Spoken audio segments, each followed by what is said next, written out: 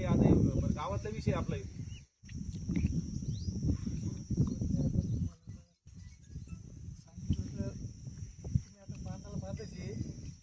तुम्ही चांगली कृती केली त्याला काहीच प्रतिसाद नाही, नुसतं वाढदिवस श्रद्धांजली, कोणी ट्रॅक्टर घेतलं, कोणी डुकडुकं घेतलं. त्यांना बसलेले कालपासून त्या संदर्भात मी या ठिकाणी आलो होतो. तर हा रोड आपल्या डिपार्टमेंट माध्यमातून झालेला आहे का? बरं, याची काय काय परिस्थिती काय याची? बंद पडलेला रोड आहे, काही ठिकाणी खराब झालेला आहे. नाही आता आपलं काम आहे ना प्रगती पथावरती होतं समजा. तर त्याच्यामध्ये आपलं जे आहे तसं खालचे लेअर झाले, आपले वरचे लेअर बाकी आहेत. म्हणजे आता लोकांचा काय गैरसमज झाला की एवढंच लेअर आहे याच्यावरती काहीच नाही, डायरेक्ट याच्यावरती संपून टाकणार, असं नाहीये ते. तर त्याचं असं आहे की आता तो खालचा जो आहे तो पीएमचा लेअर आहे, बिटुमिनस मॅकॅडम म्हणून. आणि त्याच्यावरती परत एक कार्पेटचा लेअर आहे तो 20 mm चा. आणि त्याला सिलकोट करून मग ते फायनल स्टेज असते. तेव्हा काय झालं, जेव्हा काम चालू होतं ऊन खूप होतं, तर आपल्या गावातल्या लोकांचं बी साहजिक होतं की ते साईडवरती समजा येता जाता काय झालं, लोक थांबत नाही. पीएमचं काम केलं ना तर आपले 6 तास त्याच्यावरतून ट्रॅफिक घेऊन जाता येत नाही. पॉसिबल होत नाही, पर्याय रस्ता देणं पॉसिबल होत नाही. त्याच्यामुळे आपलं ते त्याच्यामुळे लोक मग ते चालले गेले. तर नेमकं काय झालं, तेव्हा ते काम झालं, दिवसाचं काम संपलं आणि कोणीतरी ते साईडवरती गेलं आणि त्यांनी ते मोटरसायकल वगैरे लावली तिथं. ते जे आहे बिटुमिनस ते समजा गरम होतं, पातळ म्हणजे वितळायला असतं ना ते. त्याच्यात ते गाडीचं स्टँड फसलं.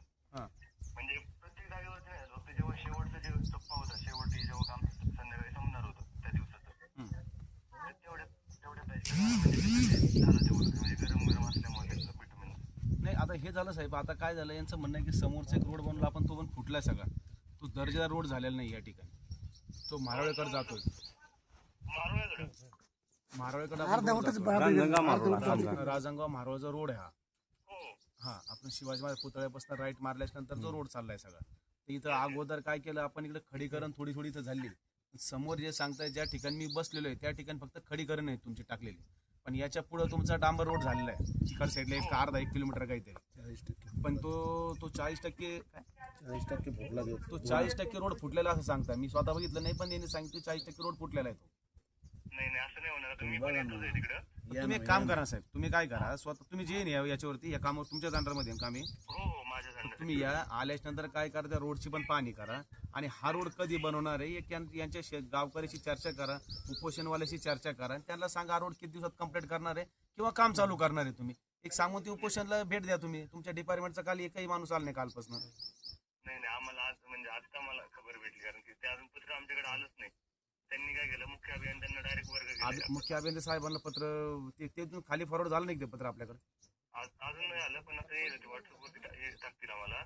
बरं ठीक आहे. तुम्ही काय करा, लगेच या इथं या ठिकाणी उपोषणला भेट द्या. भेट दिल्यानंतर यांच्या ज्या काय समस्या आहेत त्या रोडचं पण जे काय असेल, कोण ठेकेदार असेल किंवा ज्याचं कोणी काय असेल त्याला बघा, ते काम रिपेअर करायला लावा आणि समोरचं काम चालू करून द्या त्यांना ते सगळं. नाही, पण त्याच्यामध्ये अडचण अशी आहे की गावकऱ्यांना काय वाटतं की पूर्ण रस्ता मंजूर आहे, कोणता मारोळ्यापासून ते रांजणगावपर्यंत.